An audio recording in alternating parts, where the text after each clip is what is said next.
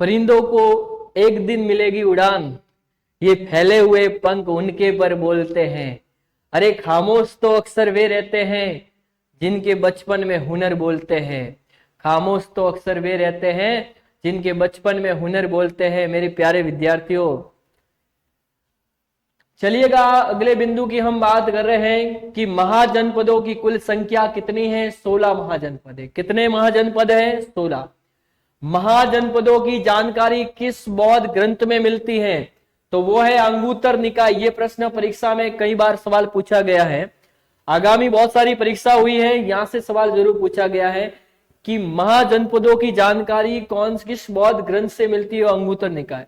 अगर यहां पर जैन ग्रंथ की बात की जाए तो आप यहां पर लिखेंगे भगवती सूत।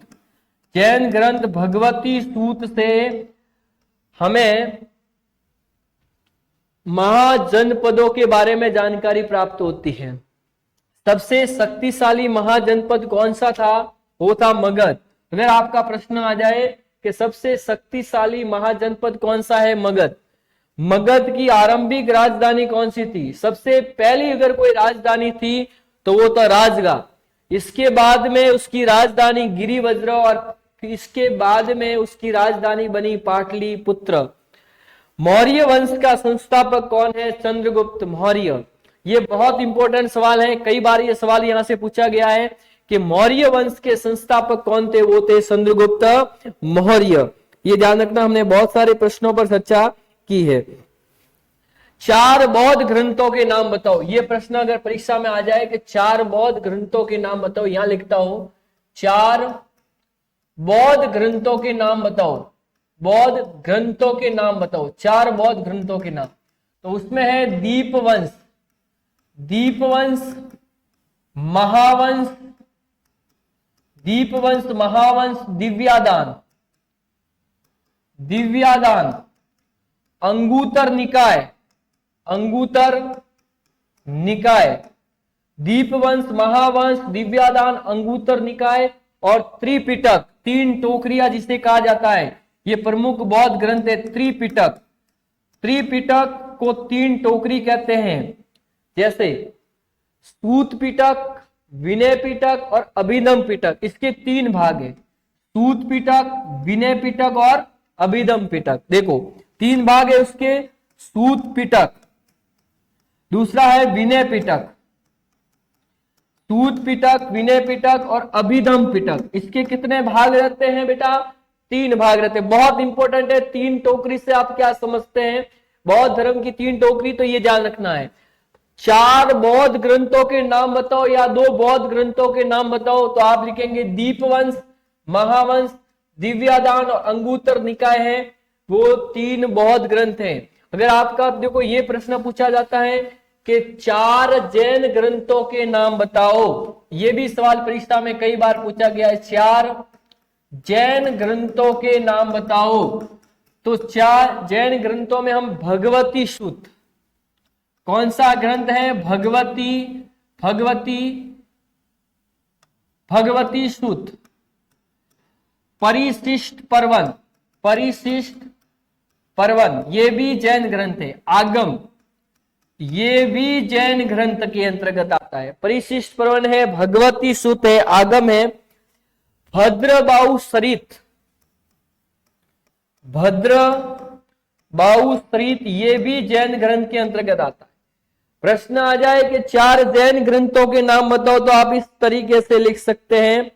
एक कल्पसूत्र, ये भी जैन ग्रंथ है। कल्पसूत्र, ये कौन सा ग्रंथ है? प्रश्न परीक्षा में आ जाए तो ये भी जैन ग्रंथ है। भगवती सूत, परिशिष्ट पर्वन, आगम, भद्रबाहु सरित और कल्पसूत्र, ये कुल मिला के सारे जैन ग्रंथ हैं। इससे भी हम इतिहास के बारे में जानकारी प्राप्त कर सकते हैं। भगवती सूत, परिशिष्ट पर्वन, आगम, भद्रबाहु सरित और कल्पसूत्र, ये ध्यान रखना है आपको। जैन ग्रंथों की बात अपन करें तो इसमें जैन ग्रंथ से ये सवाल इस तरीके से पूछे जाते हैं। अब बहुत इंपॉर्टेंट सवाल है कि मौर्य प्रशासन में तीर्थ किसे कहा जाता है? तीर्थ, तीर्थ, मौर्य प्रशासन में तीर्थ किसे कहा जाता है? मौर्य प्रशासन को सुचारू रूप से चलाने के लिए एक अधिकारी की नियुक्ति की जाती है।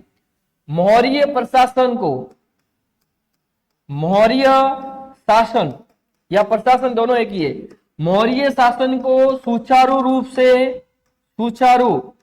रूप से चलाने के लिए एक अधिकारी की नियुक्ति की जाती है, उसे बोलते हैं अमात्य। क्या बोलते हैं? मौर्य प्रशासन में अधिकारी को क्या कहते हैं? बहुत इंपॉर्टेंट सवाल है, अमात्य। और उसी 18 अमात्य को तीर्थ कहा जाता है। इसी 18 जो अमात्य होते हैं उनको तीर्थ कहा जाता था मौर्य प्रशासन में। तीर्थ का क्या था? मौर्य प्रशासन को सुचारू रूप से चलाने के लिए अधिकारी की नियुक्ति की जाती थी, उसे अमात्य कहते थे। और उसमें इस प्रशासन में 18 अमात्य होते थे। 18 अधिकारियों को तीर्थ कहा जाता था। क्या कहा जाता? 18 जो मंत्री होते थे, अमात्यों की संख्या, उसे उनके 18 विभाग होते थे, उसको तीर्थ कहा जाता था। मौर्य प्रशासन में 18 मंत्रियों के विभाग को तीर्थ कहा जाता। अगर शॉर्ट में आप लिखना चाहते हो तो इस तरीके से लिख सकते हैं कि मौर्य प्रशासन में 18 मंत्रियों के विभाग को तीर्थ कहा जाता था। ये ध्यान रखना है, बहुत इंपॉर्टेंट सवाल की श्रेणी में ये भी रहता है। एक बहुत इंपॉर्टेंट सवाल है कि मौर्य काल में समाहर्ता कौन था? समाहर्ता, ये ध्यान रखना है, ये राजस्व विभाग का प्रमुख अधिकारी। मौर्य काल में राजस्व विभाग के प्रमुख अधिकारी को समाहर्ता कहा जाता था, ये ध्यान रखना। मौर्य काल में राजस्व विभाग के प्रमुख अधिकारी को समाहर्ता से क्या तात्पर्य है? समाहर्ता, ये बहुत इंपॉर्टेंट सवाल है, कई बार सवाल पूछा जाता है। मौर्य काल में राजस्व विभाग के अधिकारी को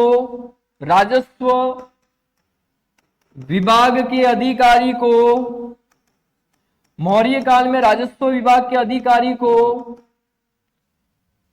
समाहर्ता कहा जाता था। समाहर्ता कहा जाता था।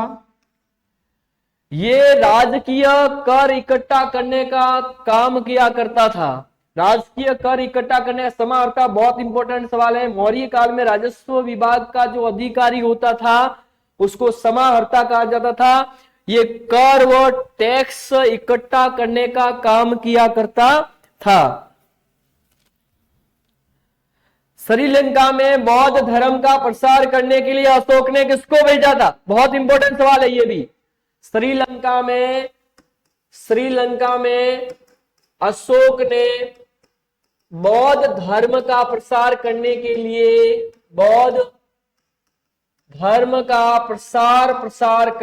लिए किसको भेजा था? तो सम्राट अशोक ने श्रीलंका में बौद्ध धर्म का प्रसार करने के लिए अपने महेंद्र और उसकी पुत्री संघमित्रा को भेजा था। यह सवाल परीक्षा में कई बार आया है कि सम्राट अशोक ने बौद्ध धर्म का प्रसार करने के लिए श्रीलंका में किसको भेजा था? तो उसने अपने बेटे महेंद्र और उसकी पुत्री संघमित्रा को उसने श्रीलंका में बौद्ध धर्म का प्रसार करने के लिए भेजा था। और वहां जाकर वो श्रीलंका के शासक तिष्य से मिले थे। किससे मिले थे? श्रीलंका के शासक तिष्य से मिले और वहां पर उन्होंने एक बौद्ध मठ का निर्माण किया था। ये ध्यान रखना, महेंद्र और संघमित्रा की अपन बात करते हैं। चंद्रगुप्त मौर्य ने किसे हराया था? चंद्रगुप्त मौर्य ने यूनानी शासक सेल्यूकस निक्टेटर को हराया था। ये ध्यान रखना, ये हाथी पर चंद्रगुप्त मौर्य का, ये सेल्यूकस का फोटो है। दोनों के साथ संधि हुई थी भाई, बहुत भारी वाली संधि हुई थी। ये भी प्रश्न कई बार पूछा जाता है कि ऐसा कौन सा शासक था जिसने सबसे पहले विदेशी महिला के साथ में विदेशी शादी की थी? विदेशी शादी करने वाला इंडिया का पहला व्यक्ति कौन था? वो था चंद्रगुप्त मौर्य।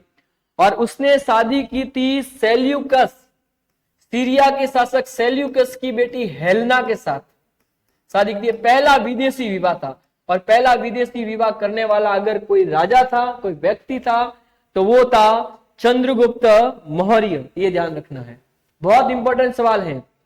अशोक ने कलिंग युद्ध कब लड़ा था? अशोक ने कलिंग युद्ध 261 ईसा पूर्व में अशोक ने कलिंग का युद्ध लड़ा गया। इसके बाद में इस कलिंग के युद्ध में कई रक्तों की नदियां बहने लगी, इतना खून खराबा हुआ कि इसके बाद में सम्राट अशोक का हृदय परिवर्तन हो जाता है और वो एक नया धर्म चलाता है जिसका नाम था धम्म। ये धम्म नामक जो नया धर्म चलाया था, अशोक अपनी मम्मी से बहुत अधिक प्यार करते थे, उसकी मम्मी का नाम था धम्बा, और उसी धम्बा के नाम से उसने धम्ब नामक एक नया धर्म चलाया था। ये ध्यान रखना, बहुत इंपॉर्टेंट सवाल है। कलिंग का युद्ध कब हुआ था? 261 ईसा पूर्व। ईसा पूर्व का मतलब होता है ईसा मसीह के जीवन से पहले की जितनी भी घटना है वो ईसा पूर्व कहलाती है। अशोक के अभिलेखों को सबसे पहले किसने पढ़ा था? अशोक को अभिलेखों को सबसे पहले पढ़ने वाला था जेम्स प्रिंसेप ने 1837 में। ये देखो 12वीं क्लास की जो हमारी जो किताब है एनसीईआरटी द्वारा आयोजित किताब है, उसके अंदर भी ये चलता है। कई बार सवाल जो आरपीएससी द्वारा आयोजित परीक्षा होती है उनके अंदर ये सवाल कई बार पूछा गया है कि अशोक के अभिलेखों को सबसे पहले किसने पढ़ा था? तो सबसे पहले पढ़ने वाला अगर कोई व्यक्ति था तो वो जेम्स प्रिंसेप था, और जब पढ़ा था तब उसका टाइम पीरियड था 1837 ईस्वी में। उसने 1837 ईस्वी में ये पढ़ा था। सांची का स्तूप किसने बनवाया था? सम्राट अशोक ने। मौर्य काल के 4 स्तूपों के नाम बताओ। ये सवाल भी परीक्षा में कई बार पूछा जाता है, तो आप लिखेंगे सांची का स्तूप।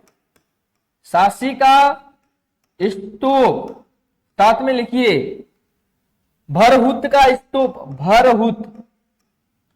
भरहुत का स्तूप, सांची का स्तूप, भरहुत का स्तूप, बोध गया का स्तूप, बोध गया का स्तूप। ये ध्यान रखना। आप स्तूपों के नाम अगर पूछा जाए कि मौर्य काल के 2 स्तूपों के नाम बताओ, कई बार सवाल ये भी बहुत इंपॉर्टेंट प्रश्न की श्रेणी में रहता है, तो कई बार ये भी पूछा गया है कि मौर्य काल के 4 स्तूपों के नाम बताओ। सांची का स्तूप, भरहुत का स्तूप और बोध गया का स्तूप। बहुत इंपॉर्टेंट। फिर से लिखूंगा मैं सफलता की कहानी। मेरे प्यारे विद्यार्थियों, फिर से लिखूंगा मैं अपनी सफलता की कहानी, क्योंकि मेरी जिंदगी की किताब में अभी भी एक पन्ना बाकी है। मेरी जिंदगी की किताब में मेरे प्यारे विद्यार्थियों अभी भी एक पन्ना बाकी है जो अभी पूरा करना है। आपको भी अपनी कॉलेज टॉप करनी है बेटा, तो ध्यान रखिएगा। अशोक का व्यक्तिगत धर्म क्या था? वो बौद्ध धर्म था, और इस बौद्ध धर्म से पहले वो ब्राह्मण धर्म का अनुयायी था सम्राट अशोक। ये ध्यान रखना। देखो सम्राट अशोक, साथ में सेल्यूकस का फोटो दिखाई दे रहा है। यहां पर 261 ईसा पूर्व में कलिंग का युद्ध लड़ा गया था, ये ध्यान रखना। दूसरा हम बात करेंगे यहां पर जेम्स प्रिंसेस। ये देखो अशोक के द्वारा जो अभिलेख है उसको पढ़ने का प्रयास करें। जो 13-14 अभिलेख अशोक के हैं उसको पढ़ने का प्रयास कर रहा है। ये जो टाइम पीरियड था 1837 में जेम्स प्रिंसेस। यहां पर जो स्तूप बताए गए, सांची का स्तूप किसने बनाया था? कई बार ये सवाल पूछा गया है, तो सम्राट अशोक ने सांची का स्तूप बनाया था। यहां पर देखो अशोक का व्यक्तिगत धर्म कौन सा था? बौद्ध धर्म। और बौद्ध धर्म के जो संस्थापक थे वो महात्मा बुद्ध थे, और महात्मा बुद्ध के बचपन का नाम था सिद्धार्थ। कि महात्मा बुद्ध जब घर छोड़ के चले गए थे तब सिद्धार्थ थे, और जब घर आए थे तब महात्मा बुद्ध कहलाए। ऐसा कहा गया है विद्यार्थियों के लिए, बेटा सुनिएगा, कि विद्या उसी ने पाई है जिसने सदन को छोड़ा है। विद्या उसी ने पाई है जिसने सदन को छोड़ा है। अगर आपको विद्या प्राप्त करनी है तो आपको घर को छोड़ना पड़ेगा। चलिएगा अगले प्रश्न की अपन चर्चा करेंगे। धम्म महामात्र क्या है, जो हमने आगे बात की। धर्म की स्थापना और लोगों की नैतिक उन्नति के लिए धम्म महामात्र नामक अधिकारियों की नियुक्ति की गई। कर्मचारियों की नियुक्ति, तुम धम्म का खूब प्रचार करो, लोगों के सुख दुख के हितों के बारे में सोचो, उसके नैतिक उन्नति के बारे में सोचो, उसके कल्याण के बारे में सोचो। इस तरह की बात धम्म महामात्र का कार्य था। आप जगह जगह जाओ, धम्म का खूब प्रचार करो, लोगों के सुख दुख का ध्यान रखो, विश्व कल्याण की बात करो, सत्य बोलो, ये सारी बातें बताओ, ये ध्यान रखना। ये बहुत इंपॉर्टेंट सवाल अभी आपको बताई दे रहे। देखो, सम्राट अशोक या बताया गया है, या बौद्ध धर्म की स्थापना के लिए उसने ये सारा कार्य कर रहे हैं, ये ध्यान रखना, आप दिखाई दे रहे हैं। यहां पर देखो ये बात है, मौर्य काल में शिक्षा के प्रमुख केंद्र कौन से थे? तो मौर्य काल में शिक्षा का अगर प्रमुख केंद्र की अगर हम बात करें तो सीधा हम तक्षशिला जाएंगे। तक्षशिला विश्वविद्यालय है, वो मौर्य काल का शिक्षा का प्रमुख केंद्र था, जहां पर विद्यार्थी शिक्षा प्राप्त करते थे, ये ध्यान रखना। मौर्य प्रशासन में तीर्थ किसे कहते हैं? जो 18 मंत्रियों का जो विभाग था, और मंत्रियों को, अधिकारियों को अमात्य कहा जाता था। जो 18 अमात्य थे उनका जो संगठन था उसको हम क्या बोलते थे? तीर्थ। क्या बोलते थे? बहुत इंपॉर्टेंट सवाल है। समाहर्ता जो मैंने आपको बता दिया, ये राजस्व विभाग का प्रमुख अधिकारी होता था, और कर व टैक्स वसूल करने का कार्य ये क्या करते थे। मेगस्थनीज किसके दरबार में भारत में आया था? ये चंद्रगुप्त मौर्य के दरबार में इंडिया में आने वाला व्यक्ति था, वो था मेगस्थनीज। और इसी मेगस्थनीज भाई साहब ने एक पुस्तक लिखी थी जिसका नाम था इंडिका। क्या नाम था? इंडिका नामक पुस्तक अगर किसी ने लिखी है तो उसका नाम था चंद्रगुप्त मौर्य। और इस पुस्तक से भारत की सामाजिक स्थिति, भारत की राजनीतिक स्थिति, भारत की आर्थिक स्थिति के बारे में, भारत की सांस्कृतिक स्थिति के बारे में जानकारी प्राप्त होती है, ये ध्यान रखना। अमित्रघात किस मौर्य राजा को कहा जाता था? बहुत इंपॉर्टेंट सवाल है। अमित्रघात किस राजा को? बिंदुसार को कहा जाता था अमित्रघात, विश्वासघाती आदमी। अमित्रघात किस राजा को कहा जाता? बिंदुसार को कहा जाता था, ये ध्यान रखना। सारनाथ स्तंभ के शीर्ष पर कौन से जानवर हैं? तो 4 शेर हैं। कितने शेर हैं? 4। सारनाथ के स्तंभ पर कौन से जानवर का चित्र है? तो वो 4 शेर का चित्र है। कई बार सवाल, ये भी सवाल पूछा गया है परीक्षा के अंदर, ये ध्यान रखना। हम बात करेंगे अशोक के धम्म की विशेषता कौन सी है। कई बार 2 नंबर में ये भी पूछा जाता है। चलिएगा यहां लिखते हैं, फिर इस प्रश्न पर चर्चा करेंगे। अशोक के धम्म की 4 विशेषता। 4 विशेषता कौन सी थी? आप कॉपी में नोट कीजिएगा। अशोक के धम्म की 4 विशेषता कौन सी है? एक तो है सार्वभौमिकता। सार्वभौमिकता अशोक के धम्म की विशेषता में अपन बात करेंगे, सार्वभौमिकता। दूसरी उनकी अगर विशेषता की हम बात करें, सभी धर्मों का सार था उसमें, सभी धर्मों का सार। सार्वभौमिकता, सभी धर्मों का सार। अशोक के धम्म की विशेषता की बात कर रहे हैं। नैतिकता पर बल, धार्मिक सहिष्णुता। नैतिकता पर बल, नैतिकता पर बल, धार्मिक सहिष्णुता। धार्मिक सहिष्णुता, ये उनकी 4 विशेषताएं थी। सार्वभौमिकता थी उनकी, धर्म में सभी धर्मों का सार था, सभी धर्मों की कुछ अच्छी सी बातों को उसमें लिया गया था। नैतिकता पर बल दिया गया था, धार्मिक सहिष्णुता उसमें विद्यमान थी सम्राट अशोक के धम्म नामक धर्म के अंदर। धार्मिक पाखंडवाद का उसमें बिल्कुल अभाव था, यह भी बिंदु डालिएगा। धार्मिक पाखंडवाद का अभाव, धार्मिक पाखंडवाद का अभाव था उसमें। कौन सा? धार्मिक पाखंडवाद का भी उसके अंदर अभाव था। ये 4 विशेषताएं थी। आप इसको 5 विशेषता लिखाइए, उसको जरूर पढ़िएगा, ये ध्यान रखना है। अगला बिंदु बहुत इंपॉर्टेंट रहता है, गिल्ड से क्या तात्पर्य है। मौर्य काल में व्यापारियों के जो समूह होता था, व्यापारियों के संगठन होता था, उसको गिल्ड कहा जाता था। मौर्य काल में, मौर्य काल में, एक मिनट, चलिएगा, मौर्य काल में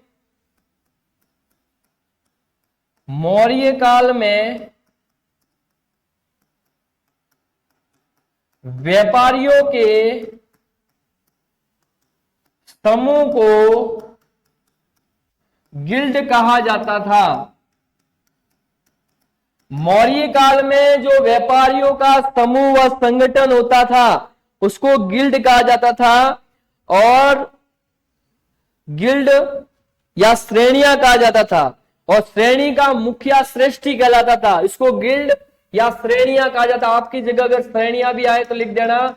और इस गिल्ड और श्रेणी के मुखिया को श्रेष्ठी कहते थे। यह ध्यान रखना, कई बार प्रश्न आ जाता है कि श्रेष्ठी कौन होता था। मौर्य काल में जो व्यापारियों का मुखिया होता था उसको श्रेष्ठी कहा जाता था। मौर्य काल में व्यापारियों का जो संगठन था उसको गिल्ड कहा जाता था या उसको श्रेणियां कहा जाता था। उसके अधिकारी होते थे, उसको हम श्रेष्ठी कहा जाता था। ये ध्यान रखना। ये जो गिल्ड है वो बैंकों के रूप में कार्य करती थी। ये गिल्ड है वो बैंकों के रूप में कार्य करती थी। नोट कीजिएगा, गिल्ड है वो बैंकों के रूप में कार्य करती थी। गिल्ड है जो बैंकों के रूप में कार्य करती थी। ये ध्यान रखना, बहुत इंपॉर्टेंट सवाल है, ये ध्यान रखना। अगर हम दूसरी बात करें तो मौर्य युग में कौन कौन से जो राजदूत हैं वो भारत के अंदर आए मौर्य काल के अंदर। अपन बात करें तो आपको उनको एक ही बात पता है कि चंद्रगुप्त मौर्य के दरबार में व्यक्ति आया मैगस्थनीज। बिंदुसार के दरबार में आया था डायमाक्स। डायमाक्स सीरिया का रहने वाला था। डायमाक्स बिंदुसार के दरबार में आया था। मौर्य काल में कौन कौन से राजदूत आए, उनके दो राजदूतों के नाम बताओ। मौर्य काल के में कौन कौन से राजदूत आए? मौर्य काल के प्रमुख राजदूत कौन थे? तो अपन बात करें तो चंद्रगुप्त मौर्य के दरबार में, चंद्रगुप्त मौर्य के दरबार में जो सीरिया से आने वाला व्यक्ति था वो था मेगस्थनीज। मेगस्थनीज। फिर आया बिंदुसार, और बिंदुसार के दरबार में जो व्यक्ति आया था उसका नाम था डायमाक्स। क्या नाम था? डायमाक्स है वो बिंदुसार के दरबार में राजदूत बनकर आया था, जो सीरिया का रहने वाला था डायमाक्स। फिर मिस्र के राज, ये जो व्यक्ति हैं, दो व्यक्ति हैं जो मौर्य काल में आए थे। चंद्रगुप्त मौर्य के दरबार में आने वाला व्यक्ति था, उसके दरबार की शोभा बढ़ाने वाला व्यक्ति था, वो था मेगस्थनीज। और इसी मेगस्थनीज भाई साहब ने एक पुस्तक लिखी थी, मैं कई बार बता चुका हूं, वो है इंडिका। ये ध्यान रखना, बहुत इंपॉर्टेंट है। बिंदुसार के दरबार में अगर कोई व्यक्ति आया था वो था डायमाक्स। कौन आया था? डायमाक्स नामक एक व्यक्ति था। वो बिंदुसार के दरबार में एक व्यक्ति आया था, उसका नाम था डायमाक्स। ये ध्यान रखना। दूसरा है, अपन बात करें सर्वप्रथम किस पुराण में विष्णु के 10 अवतारों के बारे में जानकारी प्राप्त होती है? तो वरा अवतार में। ये ध्यान रखना। अपन अगला एक देखो, किस पुराण से विष्णु के 12 अवतारों के यानी विष्णु के 10 अवतारों के बारे में जानकारी मिलती है? किस पुराण से? पुराण कितने हैं? पहली बात तो ये पता करो कि पुराण कितने? 18 पुराण है। कितने पुराण है? 18। और किस पुराण से विष्णु के 10 अवतारों के बारे में जानकारी प्राप्त होती है? विष्णु के 10 अवतारों के, तो ये है 10 अवतारों के बारे में जानकारी प्राप्त है वराह पुराण। वराह पुराण से विष्णु के 10 अवतारों के बारे में जानकारी प्राप्त होती है। वो 10 अवतार मत्स्य, कूर्म है, वराह है, नरसिंह अवतार है, वामन अवतार है, राम है, बलराम है, कृष्ण है, बहुत सारे जो अवतार हैं। और लास्ट में हम कल्कि अवतार की बात करते हैं। जैसे बुध है, ये भी भगवान विष्णु के अवतार थे। बलराम है, ये भी भगवान विष्णु के अवतार थे। कृष्ण भगवान है, ये भी भगवान कृष्ण के अवतार थे, विष्णु के अवतार थे। अपन बात करें ये कल की अवतार अभी होने वाला है, ये भी भगवान विष्णु के अवतार रहेगा। भगवान बुद्ध है, वो भी विष्णु के अवतार थे। रामदेव जी है, वो भी विष्णु के अवतार थे। इतने सारे जो विष्णु के अवतार है। विष्णु के 10 अवतारों के बारे में अगर जानकारी कैसे प्राप्त करनी है तो आपको 18 पुराणों में वराह पुराण से विष्णु के 10 अवतारों के बारे में जानकारी प्राप्त होती है। बहुत इंपॉर्टेंट सवाल है, कौन कौन से अवतार है। एक तो कूर्म अवतार, 2-3 अवतार के, एक वामन अवतार, कूर्म अवतार, वामन अवतार, कृष्ण अवतार, राम का अवतार, बलराम का अवतार, राम का अवतार, बलराम का अवतार, कल्कि अवतार, कल्कि अवतार, राम का, बुद्ध का, ये बहुत सारे, इतने सारे अवतार हैं। आप उसको व्यवस्थित तरीके से लिख सकते हैं, तो ये ध्यान रखना है। सारनाथ ये मैंने आपको पढ़ा दिया। कौटिल्य की अर्थशास्त्र का विषय क्या था? राजनीति और प्रशासन। कौटिल्य जिसका अन्य नाम है विष्णुगुप्त, कई लोग उसको चाणक्य के नाम से भी जानते हैं, अपन कहते हैं चाणक्य नीति। तो उसने जो अर्थशास्त्र नामक एक पुस्तक लिखी थी, उसका केवल एक ही मकसद था, मौर्य, इसे मौर्य काल की राजनीतिक स्थिति के बारे में और मौर्य काल के प्रशासन के बारे में सबसे ज्यादा अच्छी जानकारी मिलती है। साथ में सांस्कृतिक स्थिति के बारे में भी जानकारी मिलती है, आर्थिक स्थिति के बारे में भी जानकारी मिलती है, राजनीतिक स्थिति के बारे में, उस समय की जो प्रशासन व्यवस्था के बारे में भी जानकारी मिलती है। सारी बात मिलती है, लेकिन ज्यादातर बात करें वो राजनीति और प्रशासन से जुड़ी हुई है। अशोक ने बौद्ध धर्म के प्रसार के लिए श्रीलंका किसे भेजा था? ये सवाल वापस आ गया। इसके पुत्र महेंद्र को भेजा था और पुत्री संघमित्रा को भेजा था।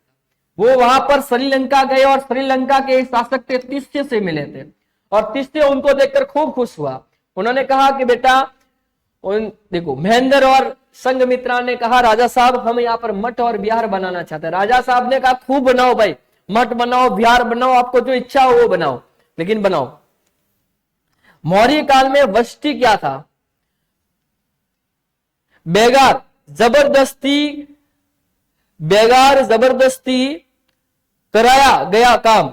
बेगार किसे बोलते हैं? देखो, वष्टि बेगार को बोलते थे। अगर मौर्य काल में किसी व्यक्ति से जबरदस्ती कार्य करवाया जाता था, उसको बेगार या वृष्टि कहा जाता था। जो बधुआ अपन कहते हैं, बधुआ मजदूर, उस तरीके से अपन बोल सकते हैं कि अगर हम किसी को जबरदस्ती कार्य करवाते थे मौर्य काल में, उसको वष्टि कहा जाता था। उस व्यक्ति को, उसको बेगार भी कहा जाता, जबरदस्ती उसको हम कार्य करवाते। ये देखो यहाँ पर जबरदस्ती कार्य नहीं करता है तो उसको डंडे से मार रहे हैं, ये आपको दिखाई दे रहा है, तो इसको बोलते। ये भी बहुत इंपॉर्टेंट प्रश्न की श्रेणी में अपनी भूमिका रहती है भाई।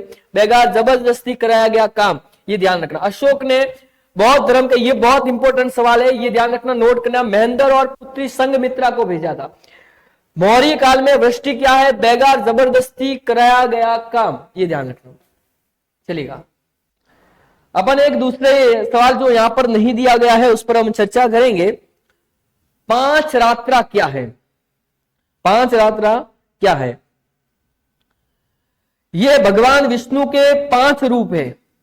5 भगवान विष्णु के 5 रूप को 5 रात्रा कहा जाता है, ये ध्यान रखा। 5 रात्रा क्या है? भगवान विष्णु के 5 रूप को 5 रात्रा कहते हैं। 5 रात्रा, 5 रात्रा क्या है? ये सवाल आए। भगवान विष्णु के 5 रूप को पंचरात्रा कहा जाता है। 5 रूप को लिखो, 5 रूप को पंचरात्रा कहा जाता था। 5 रूप कौन कौन से थे? भगवान विष्णु के 5 रूप: पर व्यू विभव, पर व्यू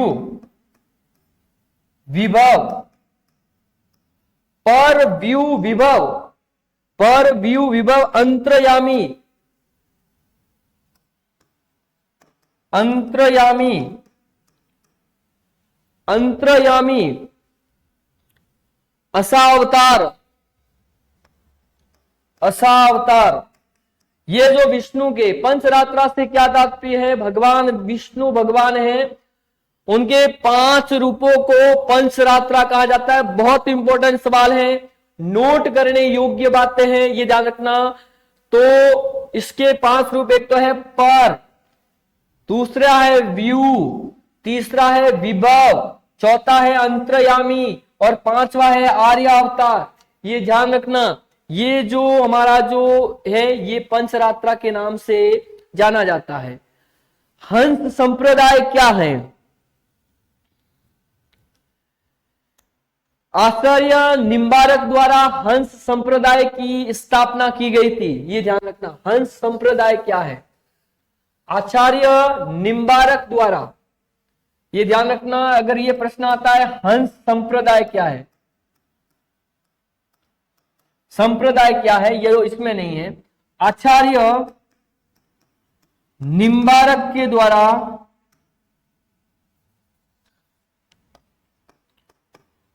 आचार्य निम्बारक के द्वारा हंस संप्रदाय की स्थापना की गई। आचार्य निम्बारक के द्वारा हंस संप्रदाय की स्थापना की गई। ये ध्यान रखना,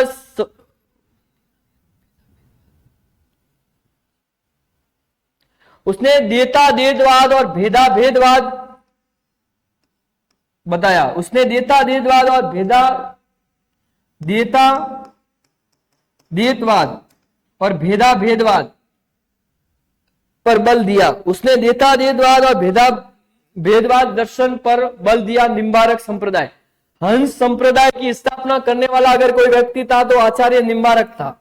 उसने देता देदवाद नामक दर्शन और भेदा भेदवाद नामक दर्शन की बात कही है। उन्होंने किसकी बात की है? उसने उन्हें बात की है। उन्होंने इस संप्रदाय के अंदर जीवात्मा और परमात्मा और प्रकृति के बारे में बताया गया है। उन्होंने इस संप्रदाय में जीवात्मा, परमात्मा और प्रकृति के बारे में बताया गया है। पहली बात तो आपको ये याद रखना है कि हंस संप्रदाय की स्थापना किसने की थी? तो वो है हंस संप्रदाय की स्थापना किसने की थी? अगर ये बात अगर पूछी जाती है तो आप लिखेंगे हंस संप्रदाय की स्थापना करने वाले निम्बारक, आचार्य निम्बारक थे। उन्होंने उस संप्रदाय के अंदर देता देदवाद और भेदा भेदवाद नामक दर्शन की बात कही और उन्होंने इस संप्रदाय में जीवात्मा, परमात्मा और प्रकृति के बारे में बताया गया है। हंस संप्रदाय के अंदर बहुत इंपॉर्टेंट सवाल है, ये ध्यान रखना। अगला बिंदु है शैव संप्रदाय क्या है। अब बहुत इंपॉर्टेंट सवाल की बात करूंगा मैं, ये ध्यान रखना। अगला बिंदु आप लेते अपन सुदर्शन। देखो यहां पर बहुत अच्छे भी प्रश्न भी है, अभी उस पर बाद में चर्चा करेंगे। पहले अपन बात करें शैव संप्रदाय। शैव संप्रदाय क्या है?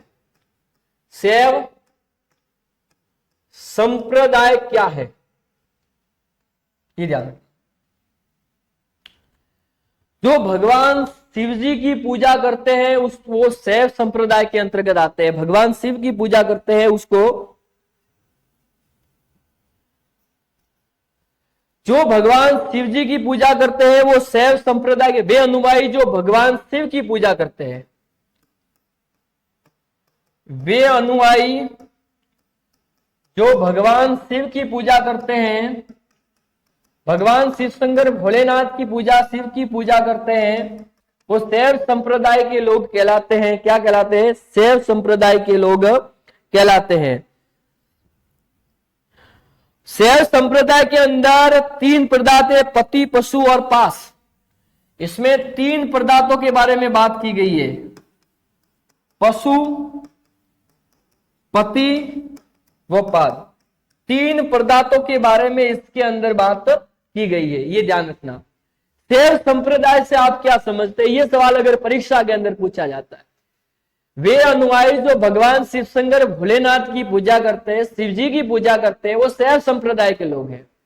इस शैव संप्रदाय के अंदर 3 पाद के बारे में बताया गया है। एक पदार्थ, 3 पदार्थ है। एक पशु है, एक पति है और पाद है। ये ध्यान रखना, ये आपको बहुत महत्वपूर्ण श्रेणी में अंदर रहता है। इसमें उन्होंने क्रिया, विद्या, क्रिया के बारे में भी बताया है। शैव संप्रदाय के बारे में विद्या और क्रिया के बारे में भी बताया गया। ऐसा हमारा शैव संप्रदाय है। आजकल बहुत नया ट्रेंड चल रहा है, भगवान शिव शंकर की खूब लोग पूजा करते हैं, एक लोटा पानी चढ़ाते हैं कि भाई हाथ सब सारी इच्छा पूरी हो जाए। तो इस तरीके की हम बात करेंगे शैव संप्रदाय की। ये ध्यान रखना, शैव संप्रदाय के लोगों को एक नया नाम अलावार, ये नया नार भी कहा जाता है। नया नार, नया नार से क्या समझते हैं, ये अगली बार प्रश्न परीक्षा के अंदर सेमेस्टर फर्स्ट के विद्यार्थियों के लिए यह प्रश्न आया था कि वे अनुयायी जो भगवान शिव जी की पूजा करते हैं उनको नयानार कहा जाता है, और वे अनुयायी जो भगवान विष्णु की पूजा करते हैं उनको अलावार कहते हैं। भगवान शिव शंकर भोलेनाथ के प्रति श्रद्धा है वो नयानार कहलाएंगे, और भगवान विष्णु के प्रति अगर उनकी कोई श्रद्धा है तो वो अलावार कहलाएंगे। ये ध्यान रखना कि वे अनुयायी जो भगवान शिव जी की पूजा करते हैं नयानार, और वे अनुयायी जो भगवान विष्णु की पूजा करते हैं अलावार।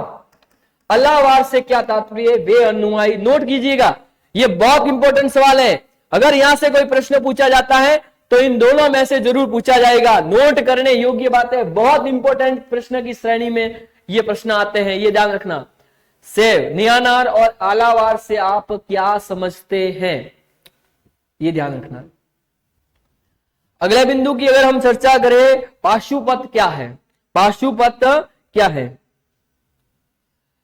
ये शैव संप्रदाय का सबसे पुराना संप्रदाय है, पुराना संप्रदाय है। इसकी स्थापना लकुलिस और नकुलिस ने की थी। इसकी स्थापना, जिसमें भगवान विष्णु के 18 अवतारों के बारे में बताया गया। ये ध्यान रखना। पाशुपत क्या है, ये शैव संप्रदाय का सबसे पुराना संप्रदाय है, पाशुपत। चलिएगा पाशुपत पर चर्चा करते हैं। पाशुपत क्या है, पाशुपत, पाशुपत क्या है, ये शैव संप्रदाय का सबसे पुराना संप्रदाय है, सबसे पुराना। ये शैव संप्रदाय का, ये शैव संप्रदाय का सबसे पुराना संप्रदाय है। शैव संप्रदाय का सबसे पुराना संप्रदाय है पाशुपत संप्रदाय। इसकी स्थापना लकुलिस ने की थी। लकुलिस, ये कोई ऐसा नाम है यार, लकुलिस और नकुलिस, नकुलिस, लकुलिस और नकुलिस, लकुलिस और नकुलिस ने इसकी स्थापना की। इस संप्रदाय में भगवान शिव के 18 अवतारों के बारे में बताया गया है। इस संप्रदाय में भगवान शिव के 18 अवतारों के बारे में, अवतारों के बारे में बताया गया है, बारे में बताया गया है। ये देखो पाशुपत की बात की, शैव संप्रदाय का पुराना संप्रदाय है। प्रश्न आ जाए कि शैव संप्रदाय का पुराना संप्रदाय क्या है, पाशुपत संप्रदाय। इसकी स्थापना करने वाले कौन थे, वो लकुलिस और नकुलिस है। इस संप्रदाय में 18 अवतारों के बारे में बताया गया है, शिव जी के 18 अवतार। इस संप्रदाय को पंसा तीर्थ भी कहा जाता है। इस संप्रदाय को क्या कहते थे, पंसा तीर्थ। पंसा तीर्थ भी इस संप्रदाय को कहते हैं। नोट करने योग्य बातें हैं, आप इतनी सारी बातें नोट करेंगे। अगली बात करें, काला मुख क्या है, काला मुख क्या है, ये क्या है काला मुख। अगले बिंदु की बात करें, काला मुख, काला मुख क्या है, काला मुख की अपन बात करेंगे। ये काला मुख क्या है,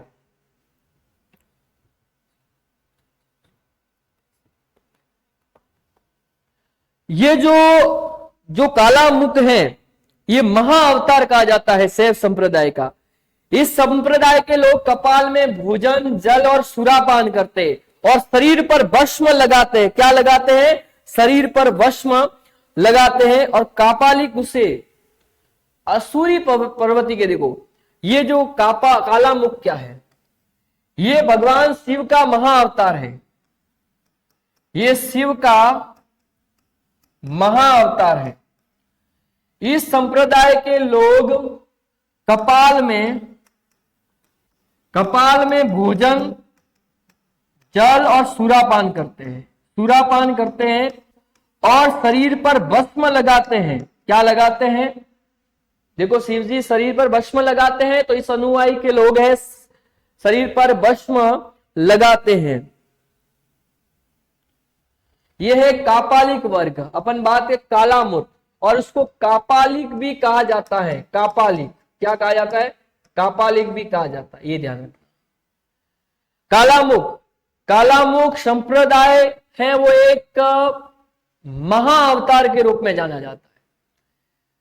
नोट कीजिएगा, इस संप्रदाय के लोग हैं जो अनुयायी हैं, इसको मानने वाले लोग हैं, वो लोग कपाल में भोजन करते हैं, कपाल में जल ग्रहण करते हैं, कपाल में सूरापान करते हैं, शरीर पर भस्म लगाते हैं कि भस्म लगाकर आया हूं, शिव शंकर भोलेनाथ का भक्त हो, तो उन्होंने भस्म लगाते हैं। तो इस संप्रदाय को कालामुख संप्रदाय, पास में बैठा गया कि भाई कालामुख संप्रदाय अच्छा नाम नहीं है, कुछ नाम में परिवर्तन किया जाए, तो उसने कापालिक संप्रदाय रखा। तो ये ध्यान रखना, बहुत इंपॉर्टेंट सवाल है। ये भी सवाल परीक्षा के अंदर कई बार अपनी अहम भूमिका बताते हुए, कापालिक किस धर्म से संबंधित है? ये शैव धर्म से संबंधित है। ये अपने आप को भैरव का अवतार मानते हैं। जो कापालिक संप्रदाय की बात करेंगे, कापालिक संप्रदाय, कापालिक संप्रदाय क्या है, ये ध्यान रखना। कापालिक संप्रदाय क्या है?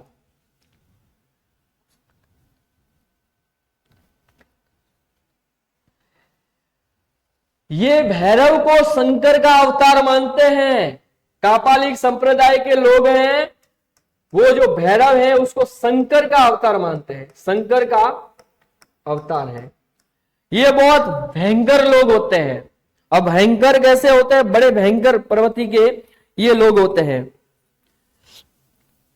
ये अति भयंकर होते थे, आसुरी प्रवृत्ति के लोग होते हैं। क्या होते हैं?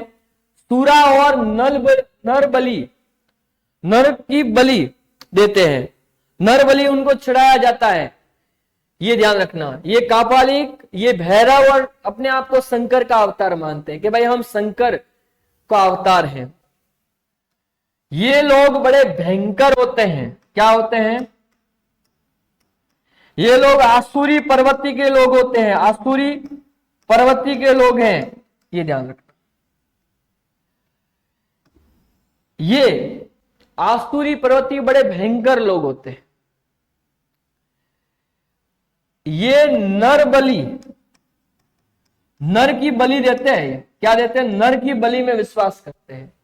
ये लोग सूरापान खूब करते हैं, नर बलि देते हैं। ऐसे भयंकर प्रवृत्ति के लोग, कापाली प्रवृत्ति, स्वयं को भैरव का और शंकर का अवतार मानते हैं। इस संप्रदाय के लोग भयंकर लोग हैं, आसुरी प्रवृत्ति के लोग हैं, मनुष्यों को मार देते हैं और उसकी बलि देते हैं। ऐसे ये जो संप्रदाय के लोग हैं, कापालिक संप्रदाय, तो ये ध्यान रखना। और उनको नर बलि को चढ़ाया जाता है। अगली बात हम करें, लिंगायत संप्रदाय क्या है?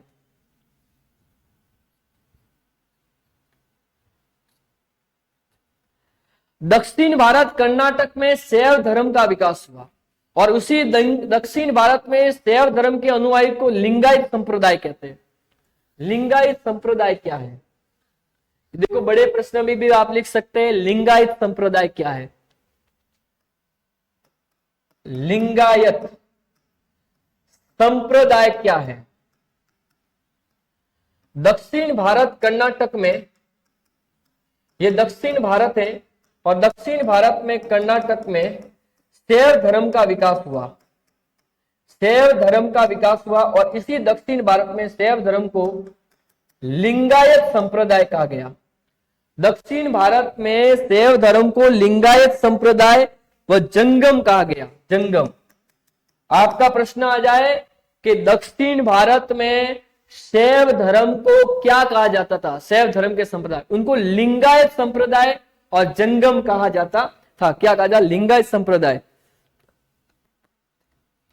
और इसके प्रवर्तक अल्लभ प्रभु थे। अल्लभ प्रभु, इसके प्रवर्तक लिंगायत संप्रदाय के प्रवर्तक कौन थे? अल्लभ प्रभु। ये ध्यान रखना, अल्लभ प्रभु। अल्लभ प्रभु जी ने लिंगायत संप्रदाय की स्थापना की थी। भाई देखो, शैव संप्रदाय है, मैं आपको बताऊंगा भाई शैव संप्रदाय के बारे में। शैव संप्रदाय है, दक्षिण भारत कर्नाटक में शैव संप्रदाय का विकास हुआ। तो इसी दक्षिण भारत में शैव संप्रदाय को लिंगायत व जंगम कहा गया। और लिंगायत संप्रदाय की स्थापना अल्लभ प्रभु ने की थी।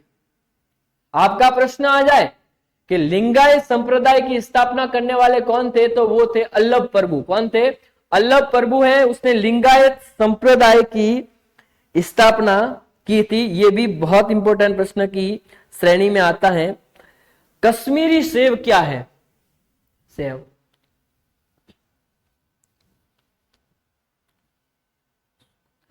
कश्मीरी, ये ज्ञान मार्गी थे। ये शैव धर्म, कश्मीर में जिस शैव धर्म का विकास हुआ उसे कश्मीरी शैव कहा गया। तो ये जो ज्ञान मार्गी लोग हुआ करते थे, क्या होते थे? ज्ञान में वसुगुप्त इसके संस्थापक थे। कश्मीरी शैव, कश्मीरी शैव क्या है?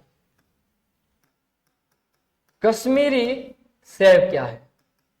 शैव, शैव धर्म का जो कश्मीर में जो विकास हुआ उसको कश्मीरी शैव कहा गया। शैव कहा गया। शैव धर्म का कश्मीर में जो विकास हुआ उसे कश्मीरी शैव कहा गया। इसके संस्थापक, कश्मीरी शैव के संस्थापक वसुगुप्त थे। वसुगुप्त ने कश्मीरी शैव की स्थापना की थी। ये जो कश्मीरी शैव के जो साधु संत होते थे वो ज्ञान मार्गी होते थे। ज्ञान मार्गी इनके संत हैं, वो क्या होते थे? ज्ञान मार्गी उनके संत हुआ करते थे। वे कापालिक जो संप्रदाय के लोग थे, आसुरी प्रवृत्ति के लोग, उनकी खूब निंदा करते थे। ये निंदा करने का कश्मीरी शैव, कश्मीर में जिस संप्रदाय का विकास हुआ उसको कश्मीरी शैव कहते हैं। इसके जो संस्थापक थे जिनका नाम था वसुगुप्त, ये जो संप्रदाय के जो अनुयायी थे वो ज्ञान मार्गी थे और वो कापालिक संप्रदाय के लोगों की खूब निंदा करते थे। खूब निंदा करने का कार्य किया करते थे। तो कॉपी में नोट करिएगा इसको भी। अब हम ऐसे करते हैं, थोड़ा इन प्रश्नों पर भी अपन चर्चा कर लेते हैं। एक भी प्रश्न, मैं नहीं चाहता हूं कि एक भी प्रश्न छोटा छोटा परीक्षा से बाहर जाए, बड़े प्रश्न की अपने क्लास लगा दी है। सुदर्शन झील का निर्माण किसने करवाया था? बहुत इंपॉर्टेंट सवाल है कि सुदर्शन झील का निर्माण किसने किया? चंद्रगुप्त मौर्य के गवर्नर पुष्यगुप्त ने सुदर्शन झील का निर्माण कराया था। ये सुदर्शन जो झील है वो गुजरात में है, ये ध्यान रखना। सुदर्शन झील का निर्माण किसने करवाया था? चंद्रगुप्त मौर्य के एक गवर्नर थे जिनका नाम था पुष्यगुप्त। और इसी पुष्यगुप्त ने ये सुदर्शन झील का जो चित्र आपको दिखाई दे रहा है कि सुदर्शन झील का निर्माण करने वाला व्यक्ति कौन था? तो चंद्रगुप्त मौर्य के गवर्नर पुष्यगुप्त ने सुदर्शन झील का निर्माण करवाया था। अशोक के दंभ का मूल मंत्र क्या था? अशोक अपने दंभ में ऐसे मूल मंत्र में क्या बात कहना चाहते? उन्होंने कहा बड़ों का खूब आदर करो और अहिंसा, किसी की हिंसा नहीं करनी है। जो बड़े हैं, जो ब्राह्मण लोग हैं, भिक्षुक लोग हैं, बड़े बुजुर्ग लोग हैं, उनका खूब सम्मान करें। माता पिता का आदर करें, गुरुजनों का आदर करें, ब्राह्मणों का आदर करें। उन्होंने कहा अहिंसा। अब ऐसा नहीं है कि किसी पशु को मारने से अहिंसा हो जाती है। अगर आप किसी मन से, वचन से या कर्म से आप किसी को कोई अपशब्द बोलते हैं, वो भी हिंसा की श्रेणी में आती है। तो सम्राट अशोक का कहना है कि कोई भी किसी प्रकार का आप झूठ बोलते हैं तो भी हिंसा हो रही है। आप अगर किसी को गाली गलौज भी करते हैं तो भी हिंसा हो रही है। तो उन्होंने अहिंसा के बारे में उन्होंने बताया। ये बहुत इंपॉर्टेंट सवाल है। कई बार मुझे ये प्रश्न देखने को मिला है। मेरे भी जब मैं पढ़ाई करता था उस समय ये सवाल मैंने कई बार देखा है कि अंतिम मौर्य सम्राट कौन था? वो था बृहदत्त। कौन था? बृहदत्त है, वो अंतिम मौर्य सम्राट था। नोट करने योग्य बात है, बहुत इंपॉर्टेंट है, कॉपी में लिखिएगा बेटा, लिखिएगा कॉपी में। सवाल जरूर आएगा लेकिन एनपी सिंह आपके साथ नहीं होंगे, ये ध्यान रखना। अंतिम मौर्य सम्राट कौन थे? बृहदत्त। पाटलिपुत्र नगर किसने बचाया था? उदयन ने, उदयन ने ये पाटलिपुत्र नगर बचाया था। पाटलिपुत्र का वर्तमान में नाम है पटना, और ये पटना है वो बिहार की राजधानी है। पाटलिपुत्र का प्राचीन नाम था गिरिवज्र, गिरिवज्र है। और फिर इसके बाद में राजगा बहुत सारे नाम हुए। गण और संघ क्या है? कुलीन तंत्रीय राज्य जैसे वज्जी और संघ, ये गण संघ है, ये ध्यान रखना, ये भी बहुत इंपॉर्टेंट। श्री भगवान श्री कृष्ण का उल्लेख कहां से मिलता है? तो वो संदोग्य उपनिषद से मिलता है। बहुत इंपॉर्टेंट है कि भगवान श्री कृष्ण का उल्लेख कहां से मिलता है, यानी जानकारी कहां से मिलती है? तो संदोग्य उपनिषद से मिलती है। संदोग्य उपनिषद से श्री कृष्ण के बारे में जानकारी मिलती है कि श्री कृष्ण है वो देवकी के पुत्र थे, ये ध्यान रखना। वासुदेव के भक्त और उपासक भागवत कहलाते हैं। आपका प्रश्न आया भागवत से क्या तात्पर्य है? यह भी बहुत इंपॉर्टेंट है। वासुदेव के जो उपासक हैं वो भागवत कहलाते हैं। नोट करने की योग्य बात है, यह भी बहुत इंपॉर्टेंट है कि भागवत से क्या तात्पर्य है। वासुदेव के उपासक भागवत कहलाते हैं। जो वासुदेव के जो उपासक थे वो क्या कहलाते हैं? भागवत कहलाते हैं। ये भी बहुत इंपॉर्टेंट प्रश्न की श्रेणी में रहता है, ये ध्यान रखना। जो वासुदेव के उपासक वो क्या कहलाते हैं? भागवत कहलाते हैं, ये ध्यान रखना।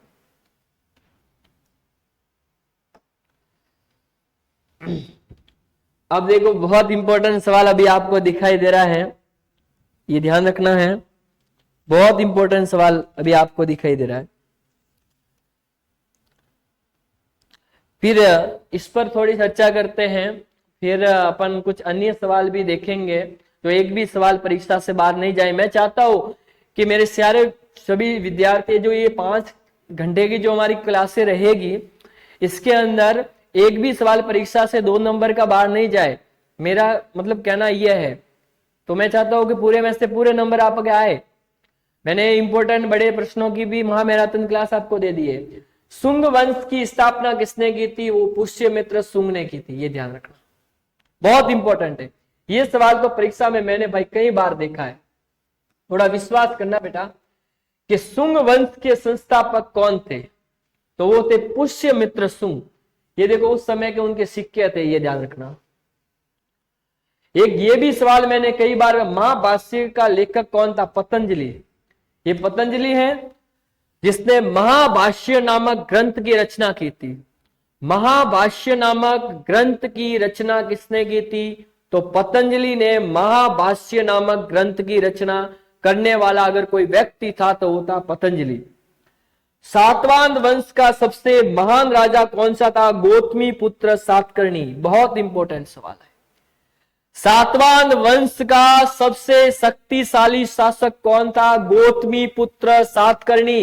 इंपॉर्टेंट प्रश्न की श्रेणी में उसको रखिएगा और उसको नोट कीजिएगा अपनी कॉपी में।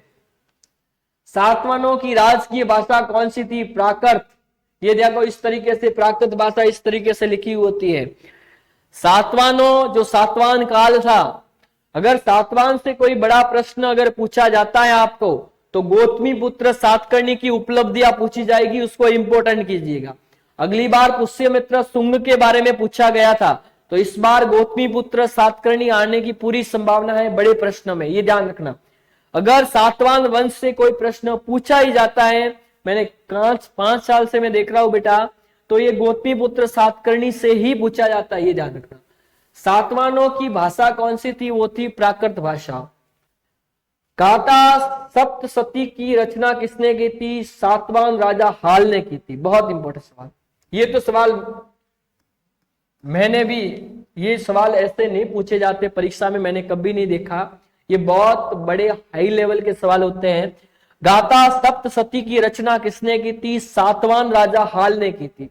सातवाहन राजा एक हाल थे जिसने गाथा सप्तशती की रचना की थी। अपन कुछ दूसरे प्रश्न यहां से निकालते हैं, ये ध्यान रखना। दूसरे प्रश्न में हम बात करें तो वैष्णव संप्रदाय क्या है? वैष्णव संप्रदाय, इस पर अपन चर्चा करेंगे। वैष्णव संप्रदाय, वैष्णव संप्रदाय क्या है? वैष्णव संप्रदाय क्या है?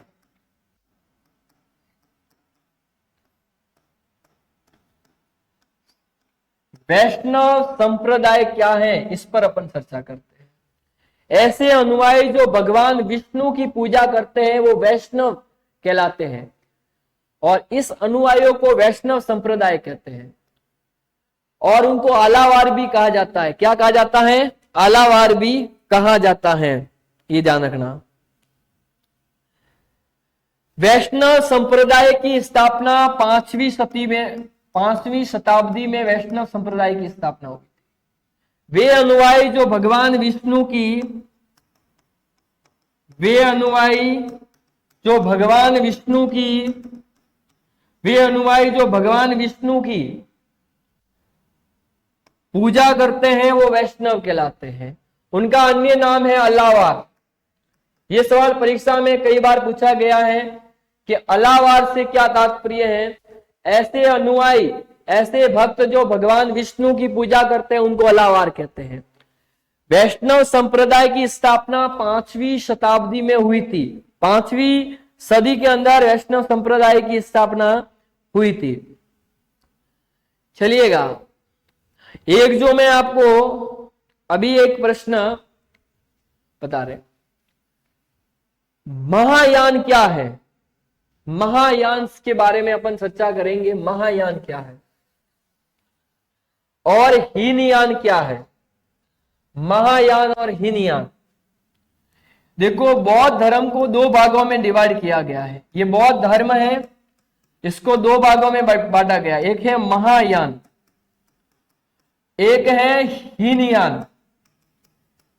महायान और हीनयान में क्या तात्पर्य है, इस पर हम बात करेंगे। तो महायान,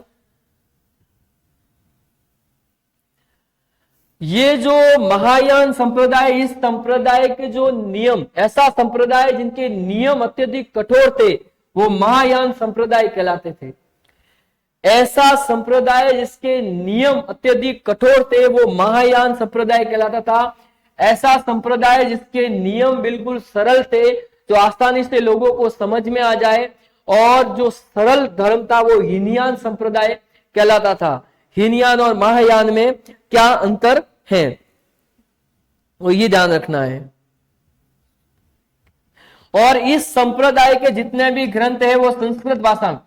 ऐसा संप्रदाय जिनके नियम बिल्कुल कठोर होते थे, उसके नियम कठोर होते थे, वो महायान संप्रदाय कहलाता था। ऐसा संप्रदाय जिसके नियम बिल्कुल सरल होते थे, आम जन के समझ में आ जाते थे, वो हीनयान संप्रदाय के कहलाते। ये जो अनुयायी है जो मूर्ति पूजा में विश्वास नहीं करता था, हीनयान के लोग ये मूर्ति पूजा में विश्वास करते थे। ये ध्यान रखना है इसमें इतना। और इनके जो ग्रंथ है वो संस्कृत भाषा में लिखे हुए थे, ये ध्यान रखना।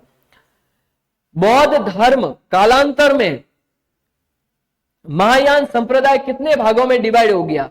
महायान संप्रदाय कितने भागों में डिवाइड हो गया? 2 भाग है। धीरे धीरे महायान संप्रदाय कितने भागों में? 2 है। एक तो है शून्यवाद, एक है विज्ञानवाद। महायान संप्रदाय 2 भागों के अंदर डिवाइड हो गया, बहुत इंपॉर्टेंट है। एक तो है शून्यवाद, दूसरा है विज्ञानवाद। शून्यवाद और दूसरा है विज्ञानवाद। शून्यवाद को मध्यमिका कहा जाता है, मध्यमिका।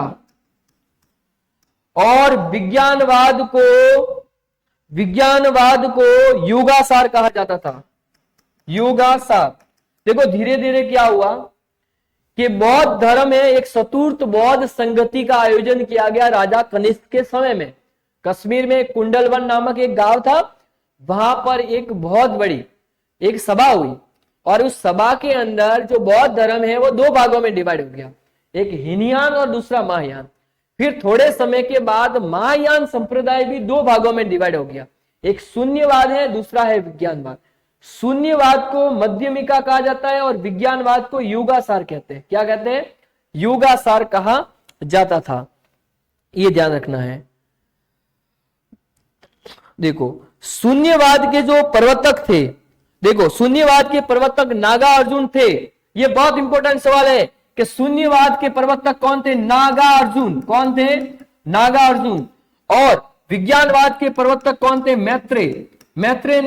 मैत्रेय ने विज्ञानवाद की खोज किसने की थी? मैत्रेय ने। और नागार्जुन ने शून्यवाद की खोज किसने की थी? नागार्जुन ने। और विज्ञानवाद की खोज किसने की थी? मैत्रेय ने। ये ध्यान रखना। महायान संप्रदाय कितने भागों में डिवाइड हो गया? दो, एक शून्यवाद, दूसरा विज्ञानवाद। शून्यवाद के संस्थापक थे नागार्जुन और विज्ञानवाद के संस्थापक थे मैत्रेय। ये ध्यान रखना, बहुत इंपॉर्टेंट सवाल है। अगर यहां से प्रश्न बनता है तो यहां से बनेगा, क्योंकि ये प्रश्न इतने डिफिकल्ट रहते हैं कि कई विद्यार्थी इस प्रश्नों को नहीं कर पाते हैं, क्योंकि उनको ऊपर ऊपर वाले प्रश्न याद होते हैं कि महाभाष्य किसने लिखा है, अर्थशास्त्र किसने लिखा है, इंडिका किसने लिखा है। लेकिन ये बहुत टफ प्रश्न रहते हैं। जो कॉलेज को टॉप करने वाले विद्यार्थी होते हैं वे इन प्रश्नों को करते हैं। तो ये ध्यान रखना, आपको इस पर ध्यान देना। वज्रयान। वज्रयान क्या है? हम बात है 7वीं शताब्दी की बात करते हैं। वज्रयान क्या है? ये भी बौद्ध धर्म। वज्रयान देखो 7वीं शताब्दी की बात है। 7वीं शताब्दी की बात है। कब की बात है? 7वीं शताब्दी में बौद्ध धर्म में तंत्र मंत्र का प्रभाव बढ़ने लगा। तंत्र मंत्र का क्या हुआ? प्रभाव बढ़ने लगा 7वीं शताब्दी में। तो उस समय वज्रयान संप्रदाय की स्थापना हुई। वज्रयान संप्रदाय का उदय हुआ और इसकी जानकारी मंजूश्री कल्प नामक ग्रंथ से मिलती है। ये ध्यान रखना। बात है वज्रयान संप्रदाय। 7वीं शताब्दी में एक ऐसा समय आया कि बौद्ध धर्म में तंत्र मंत्र का प्रभाव बढ़ने लगा, तो वज्रयान संप्रदाय की स्थापना हुई और वज्रयान संप्रदाय की जानकारी मंजूश्री कल्प, मंजूश्री, ये मंजू को याद करते हैं, मंजूश्री कल्प नामक ग्रंथ से वज्रयान संप्रदाय के बारे में जानकारी प्राप्त होती है। मंजूश्री कल्प नामक ग्रंथ से वज्रयान संप्रदाय के बारे में जानकारी प्राप्त होती है कि 7वीं शताब्दी में एक ऐसा समय देखने को मिला तो सारे जगह तंत्र मंत्र का बाहुबल फैला हुआ था। उस समय एक नया धर्म हमें देखने को मिला, वो धर्म था वज्रयान धर्म। अगर वज्रयान के बारे में जानकारी प्राप्त करनी है तो वो मंजूश्री कल्प नामक ग्रंथ से वज्रयान नामक ग्रंथ के बारे में जानकारी प्राप्त कर सकते हैं। अवतारवाद क्या है? अवतारवाद क्या है? वैष्णव धर्म में अवतारवाद के बारे में बताया गया है। गीता में कहा गया है कि जब जब धर्म का नाश होगा तो भगवान विष्णु ने कहा कि मैं इस धरती पर जन्म लूंगा। इस अभिमानी लोग हैं, दुष्ट प्रवृत्ति के लोग हैं, उनका नाश करने के लिए मैं इस धरती पर जन्म लूंगा। अवतारवाद। वैष्णव संप्रदाय में अवतारवाद पर बल दिया गया है। ये जो वैष्णव संप्रदाय है, वैष्णव संप्रदाय में अवतारवाद पर बल दिया गया है। वैष्णव संप्रदाय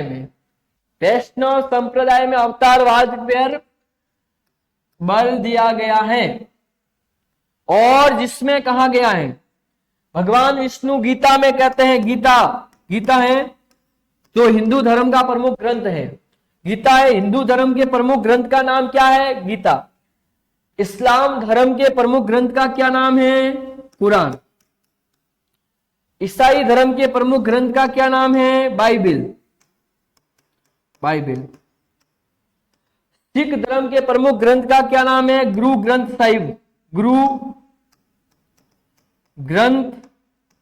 साहिब। ये ध्यान रखना। प्रमुख ग्रंथों के नाम देखो, वैष्णव संप्रदाय में अवतारवाद पे बल दिया गया। गीता में भगवान श्री कृष्ण ने कहा है कि इस धरती पर जब जब इस धर्म का नाश होगा तो मैं दुष्ट लोग हैं, जो अभिमानी लोग हैं, जो घमंडी लोगों का मैं नाश करने के लिए मनुष्य के अवतार में जन्म लूंगा। ये बात उन्होंने अवतारवाद में की है। रामानुजाचार्य कौन है? चलिएगा रामानुजाचार्य से की बात करते हैं अपन। रामानुजाचार्य कौन है? रामानुजाचार्य कौन है? ये याद रखना है। रामानुजाचार्य की बात करेंगे अगर ये प्रश्न अगर परीक्षा के अंदर बनता है।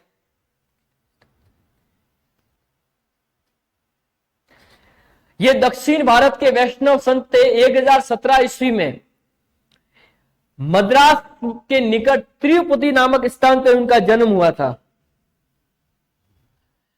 ये वैष्णव आचार्य थे। ये वैष्णव रामानुजाचार्य कौन थे? ये वैष्णव आचार्य थे। उनका जन्म 1017 ईस्वी में। कब जन्म हुआ? 1017 ईस्वी में। मद्रास में एक स्थान है तिरुपति। मद्रास में एक स्थान है तिरुपति। देखो, रामानुजाचार्य एक वैष्णव आचार्य थे। 1017 ईस्वी की हम बात है। उनका जन्म 1017 ईस्वी में मद्रास के तिरुपति नामक स्थान पे उनका जन्म हुआ था। रामानुजाचार्य का जन्म हुआ था। उन्होंने वेदांत सूत्र, बाद रायण, उनके प्रमुख ग्रंथ कौन से थे? एक तो है वेदांत सूत्र। वेदांत सूत्र नामक ग्रंथ किसने लिखा था? रामानुजाचार्य ने। ये ध्यान रखना, बहुत इंपॉर्टेंट सवाल है कई बार। बाद रायण नामक ग्रंथ किसने लिखा था? रामानुजाचार्य ने। बाद रायण। वेदांत सूत्र किसने लिखा था? रामानुजाचार्य। बाद रायण नामक ग्रंथ किसने लिखा था? रामानुजाचार्य। रामानुजाचार्य एक वैष्णव आचार्य थे। उनका जन्म 1017 में मद्रास के तिरुपति नामक स्थान पे हुआ था। ये ध्यान रखना। और वेदांत सूत्र किसने लिखा था? रामानुजाचार्य ने। बाद रायण नामक ग्रंथ किसने लिखा था? रामानुजाचार्य के द्वारा बाद रायण नामक ग्रंथ लिखा गया था। ये ध्यान रखना, बहुत इंपॉर्टेंट श्रेणी है। दूसरी हम बात करें, मथुरा कला क्या थी? मथुरा में जिस कला का विकास हुआ उसको मथुरा कला कहते थे। ये ध्यान रखना। यहां पर भगवान बुद्ध और बोधिसत्वों की मूर्तियां का निर्माण किया गया जो भगवान बुद्ध के जीवन से संबंधित थी। मथुरा में जिस कला का विकास हुआ उसको मथुरा शैली कहते हैं।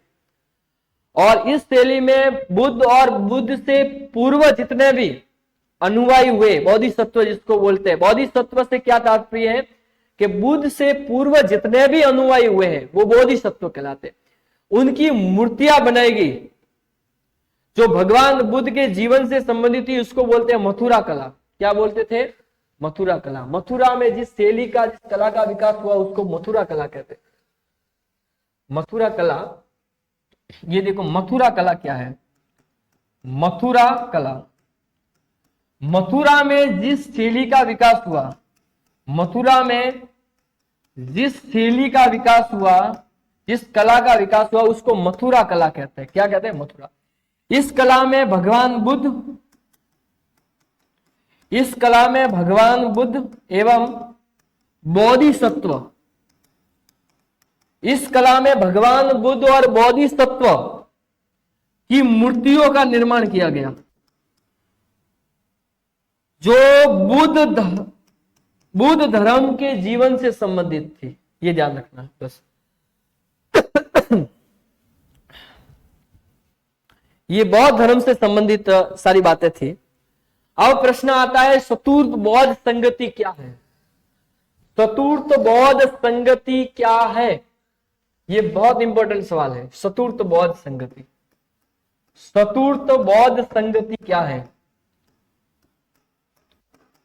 संगति क्या है? चतुर्थ बौद्ध संगति क्या है? चतुर्थ बौद्ध संगति का आयोजन राजा कनिष्क के काल में की गई थी। ये चतुर्थ बौद्ध संगति किसके शासनकाल में हुई थी? राजा कनिष्क के शासनकाल में। राजा कनिष्क के शासन, शुंग वंश के शासक राजा कनिष्क के शासनकाल में ये चतुर्थ बौद्ध संगति, चतुर्थ बौद्ध संगति कश्मीर के कुंडल वन नामक स्थान पे हुई थी। कश्मीर के कुंडल वन नामक स्थान पे चतुर्थ बौद्ध संगति का आयोजन किया गया। इस चतुर्थ बौद्ध संगति में बौद्ध धर्म दो भागों में डिवाइड हो गया, एक है महायान और दूसरा है हीनयान। एक महायान, दूसरा क्या है? हीनयान। चतुर्थ बौद्ध संगति का आयोजन राजा कनिष्क के शासनकाल में कश्मीर के कुंडल वन नामक ग्राम में हुआ था। इस संगति में बौद्ध धर्म को दो भागों में डिवाइड किया गया था, एक हीनयान, दूसरा महायान। चलिएगा, दूसरा बिंदु है, अपन बात करें मथुरा शैली की क्या कला है, उनकी विशेषता क्या थी। जो हमारी जो मथुरा कला है उसकी विशेषता क्या थी? विशेषता की अपन बात करें, मथुरा कला की विशेषता, मथुरा कला की विशेषता, मथुरा कला की चार विशेषता या दो विशेषता लिखिए, ये प्रश्न कई बार आता रहता है। तो विशेषता में पहली इसे है, इसमें लाल बलुआ पत्थर का उपयोग किया गया। लाल बलुआ पत्थर का उपयोग किया गया, पहला है। ये जो कला है, इस कला की जो मूर्तियां है वो आकार में बड़ी होती थी। इस कला की मूर्तियां आकार में बड़ी थी, आकार में विशाल थी। दो बिंदु। तीसरे बिंदु की अगर हम बात करें, उनकी कला की विशेषता, वो पूर्णतः भारतीय थी। ये कला है जो पूर्णतः भारतीय थी। तीसरी चौथी कला है, चौथी कला की बात करें तो भगवान बुद्ध की प्रतिमा बहुत सुंदर थी। भगवान बुद्ध की प्रतिमा है, प्रतिमा जो बड़ी सुंदर थी, ये ध्यान रखना। विशेषता की बात करें, आप लिख दिए, यहां में लिखने में टाइम नहीं है। विशेषता है मथुरा कला में लाल बलुआ पत्थर का उपयोग किया गया। कला की जो मूर्तियां थी आकार में बहुत बड़ी थी। ये जो कला है वो पूर्णतः भारतीय थी, किसी प्रकार का मेलजोल नहीं था। भगवान की जो प्रतिमा है, महात्मा बुद्ध की प्रतिमा है, बड़ी सुंदर थी। ये मथुरा कला की प्रमुख विशेषताएं थी। अगला है गांधार शैली की प्रमुख विशेषता क्या थी? गांधार शैली, चलिएगा, गांधार शैली की प्रमुख विशेषता क्या है? गांधार शैली, गांधार शैली की प्रमुख विशेषता, विशेषताएं, गांधार शैली की प्रमुख विशेषताएं कौन सी थी? तो गांधार शैली की प्रमुख विशेषता में तो वो अपन बात करेंगे उसकी, इसका जो प्रभाव मंडल था बड़ा सादा था। प्रभाव मंडल बड़ा सादा था, एकदम सरल था। दूसरी अगर हम विशेषता की बात करें, इस शैली में नीले और स्लेटी पत्थर का उपयोग किया गया था। नीले व स्लेटी पत्थर का उपयोग किया गया था, पत्थर का उपयोग किया। तीसरी अगर हम विशेषता की बात करें, उसमें गांधार शैली की, इसमें बुद्ध के शरीर को बलिष्ठ दिखाया गया था। उसमें बुद्ध के शरीर को बलिष्ठ दिखाया गया, बलिष्ठ दिखाया गया था, बड़ा अस्पुष्ट दिखाया गया था। देखो, गांधार शैली की अगर विशेषता की बात करें, ये प्रश्न 2 नंबर में आए कि भाई गांधार शैली की 2 विशेषताओं के बारे में बताइए, तो आप इस तरीके से इसको बता सकते हैं। विशेषता की सच्चा हो तो उसमें वो है, एक तो है प्रभाव मंडल। क्या है? प्रभाव मंडल।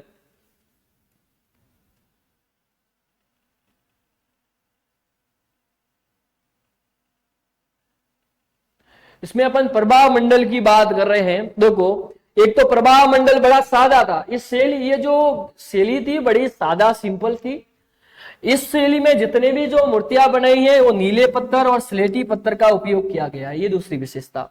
तीसरी विशेषता में इसमें बुद्ध की जो मूर्ति बनाई थी बड़ी अस्पुष्ट थी, बलिष्ठ थी।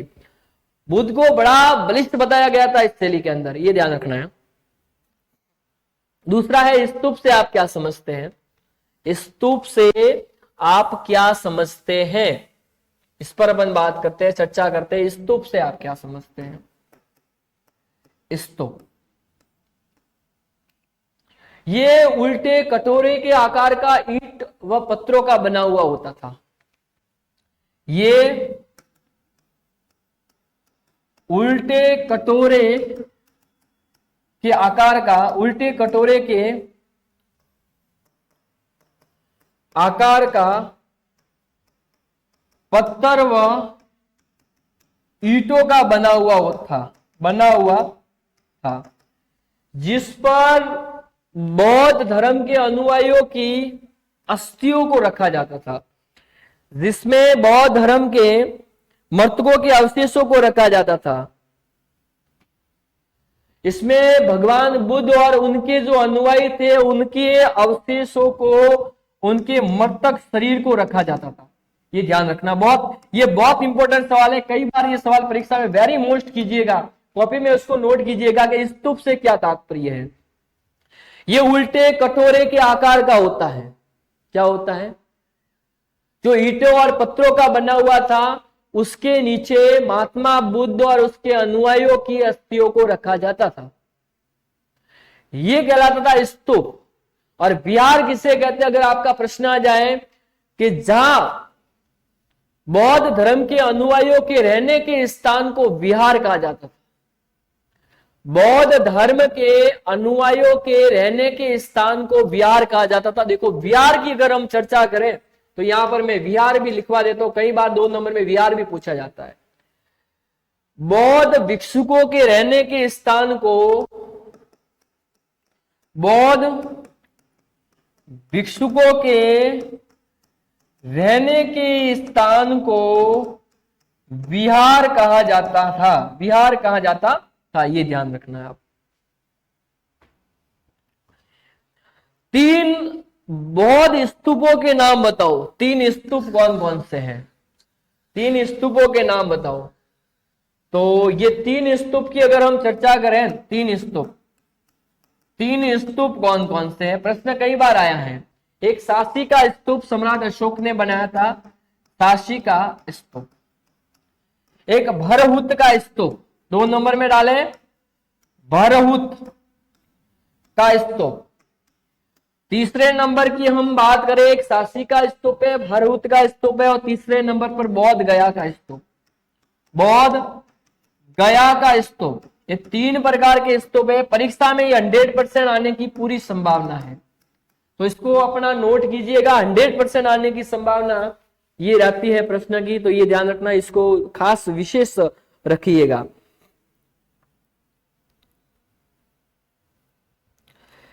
प्रथम संगम क्या है?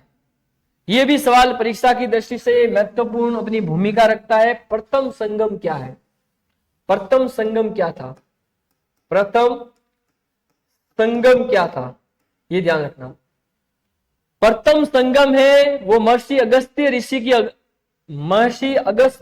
की अध्यक्षता में हुआ था। महर्षि अगस्त्य ऋषि की अध्यक्षता में, महर्षि अगस्त्य ऋषि की अध्यक्षता में प्रथम संगम का आयोजन किया गया था। प्रथम संगम का आयोजन महर्षि अगस्त्य ऋषि की अध्यक्षता में किया गया था, मथुरा में। कहां पर? 4409 कवियों की रचना का प्रकाशन हुआ। इसमें 4409 आप बोल सकते हैं, 4409 रचनाओं का संकलन किया गया, रखी गई थी, ये ध्यान रखना। प्रथम संगम का आयोजन महर्षि अगस्त्य ऋषि की अध्यक्षता में मथुरा में हुआ। कहां हुआ था? मथुरा में। यहां पर 4409 कवियों की रचनाओं का संकलन वहां पर किया गया। सारी रचनाएं वहां लाकर रखी गई थी। क्या गई थी? वहां सारी रचनाओं को लाकर रखा गया था, ये ध्यान रखना है। ये जानना, द्वितीय संगम है वो भी अगस्त्य ऋषि की उपस्थिति में हुआ था। अगस्त्य ऋषि की उपस्थिति में हुआ था।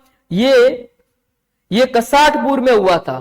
द्वितीय संगम है, द्वितीय संगम की अध्यक्षता भी अगस्त्य ऋषि ने की थी। ये कसाटपुर में हुआ था। ये मथुरा में हुआ प्रथम, द्वितीय कसाटपुर में हुआ।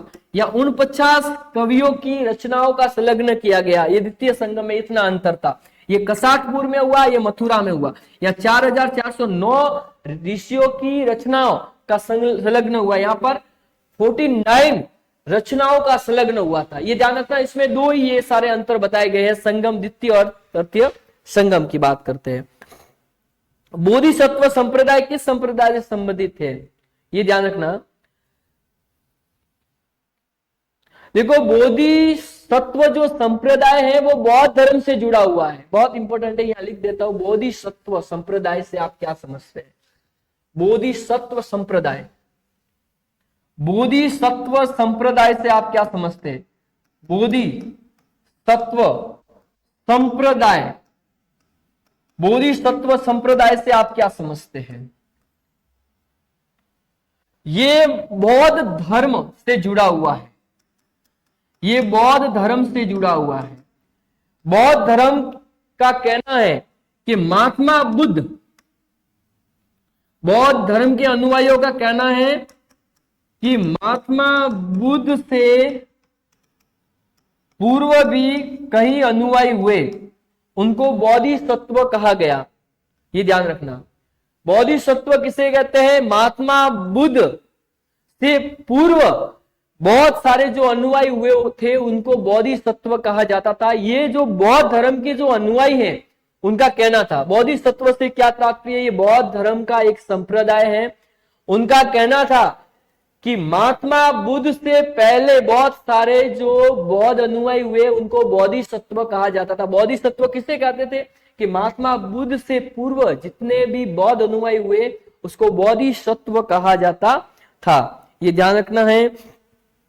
संगम युगीन वर्ण व्यवस्था क्या है? या से 2 नंबर का सवाल आने की पूरी संभावना रहती है। बोधिसत्व, महात्मा बुद्ध से पूर्व जितने भी अनुयायी हुए उनको बोधिसत्व कहा जाता था। ये ध्यान रखना। संगम युगीन अर्थव्यवस्था क्या थी? संगम युगीन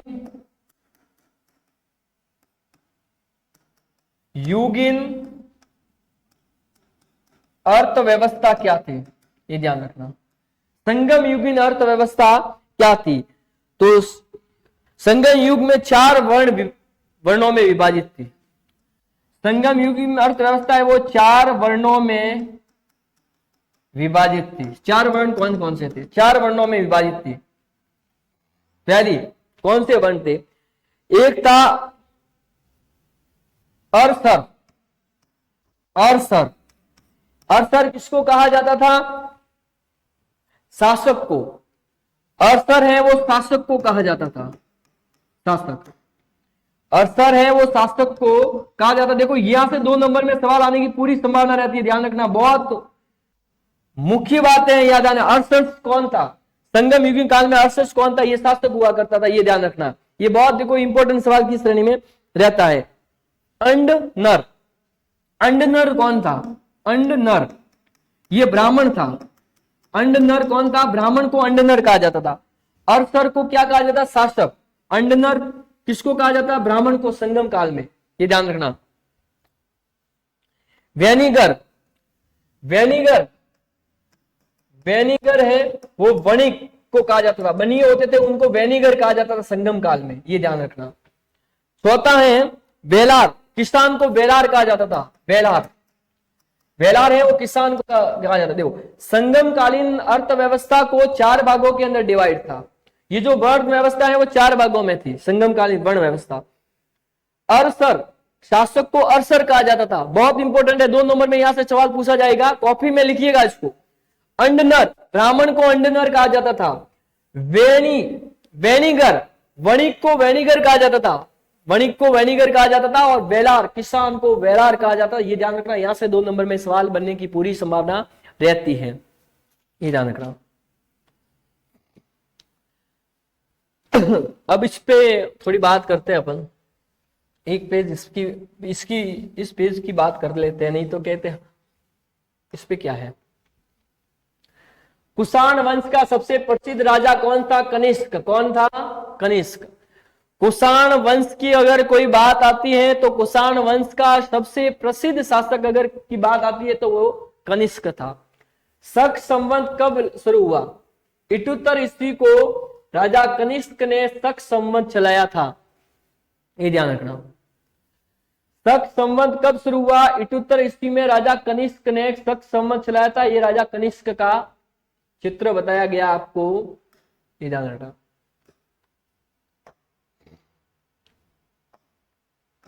ये ध्यान रखना। चतुर्थ बौद्ध संगति कहाँ हुई थी? कश्मीर के कुंडलवन में राजा कनिष्क के समय में। मैंने आपको ये बता दिया, ये ध्यान रखना। चतुर्थ बौद्ध संगति का आयोजन किस राजा के शासनकाल में हुआ था? कनिष्क के। कश्मीर के कुंडलवन में। उस संगति में बौद्ध धर्म दो भागों में डिवाइड हो गया, एक हीनयान दूसरा महायान। चलिएगा। बुद्ध की प्रतिमा सबसे पहले किस कला में बनी थी? गांधार और मथुरा कला में, ये ध्यान रखना। गांधार और मथुरा कला में बुद्ध की सबसे पहली प्रतिमा बनी थी, वो गांधार और मथुरा कला में। बुद्ध की मूर्तियां सबसे पहले किस कला में बनी थी? गांधार व मथुरा कला में, ये ध्यान रखना, बहुत इंपॉर्टेंट। गांधार कला पर किस विदेशी कला का, यूनानी कला का प्रभाव है? ये ध्यान रखना। गांधार कला पर यूनानी कला का प्रभाव दिखाई देता है, ये ध्यान रखना, ये ध्यान रखना। बुद्ध की मूर्तियां सबसे पहले किस कला में बनी? गांधार और मथुरा कला में बनी। देखो इस तरीके की बुद्ध की मूर्तियां आपको दिखाई दे रही है, देखना। ये बुद्ध की मूर्तियां कितनी सुंदर तरीके से गांधार शैली और मथुरा शैली के अंतर्गत बनी है। गांधार कला पर किस विदेशी कला का प्रभाव? यूनानी कला का प्रभाव यहां पर दिखाई दे रहा है। कौन सी? यूनानी कला का प्रभाव यहां पर दिखाई दे रहा है। बुद्ध चरित्र का लेखक कौन है? अश्वघोष। बुद्ध चरित्र का लेखक कौन है? अश्वघोष। बहुत इंपॉर्टेंट सवाल है, परीक्षा में 100% अपनी भूमिका अदा करता है कि बुद्ध चरित्र का लेखक कौन है? अश्वघोष। कौन है? अश्वघोष है, वो बुद्ध चरित्र का लेखक है। सरक कौन था? कनिष्क का राज्यवेद था। राज्यवेद। सरक कौन था? प्रश्न ये बहुत इंपॉर्टेंट है। सरक, ये राजा कनिष्क का राजवेद था। राजवेद था राजा कनिष्क का। संगम साहित्य किस भाषा में लिखा गया है? तमिल भाषा में। संगम साहित्य है वो किस भाषा में लिखा गया है? प्रश्न पूछा जाए तो वो तमिल भाषा के अंदर संगम साहित्य लिखा गया है। तमिल भाषा के अंतर्गत संगम साहित्य को लिखा गया है। संगम का क्या अर्थ है? कवियों और विद्वानों की सभा को संगम कहा जाता है। बहुत इंपॉर्टेंट सवाल है कि संगम क्या है? कवियों और विद्वानों की जो सभा होती थी उसको संगम कहा जाता था। कवियों और विद्वानों की सभा को संगम कहा जाता था। यह भी बहुत इंपॉर्टेंट है। ये सबसे बेस्ट इंपॉर्टेंट सवाल, बेस्ट सवाल आ गया। देखो भाई, बहुत इंपॉर्टेंट सवाल है, ये ध्यान रखना, सबसे बेस्ट सवाल है। शिल्पदीकारम क्या है? एक प्रसिद्ध तमिल महाकाव्य है। शिल्पदीकारम क्या है? प्रसिद्ध तमिल महाकाव्य है। बहुत इंपॉर्टेंट। देखो, बुद्ध चरित्र किसने लिखा? अश्वघोष भाई साहब ने लिखा। सरक कौन है? ये राजा कनिष्क के दरबार में राज्य वेद का काम किया करते थे, एक बड़े डॉक्टर थे। संगम साहित्य किस भाषा में है? तमिल भाषा के अंदर है। संगम का अर्थ क्या है? कवियों और विद्वानों की सभा को संगम कहा जाता है। शिल्पदीकारम क्या है? ये एक प्रसिद्ध तमिल महाकाव्य है। ये प्रसिद्ध तमिल महाकाव्य है, ये ध्यान रखना है। तिरुवल्लुवर की प्रसिद्ध रचना कौन सी थी? करल, जिसे तमिल वेद कहते हैं। करल क्या है? ये तमिल वेद उसको कहा जाता है, ये ध्यान रखना।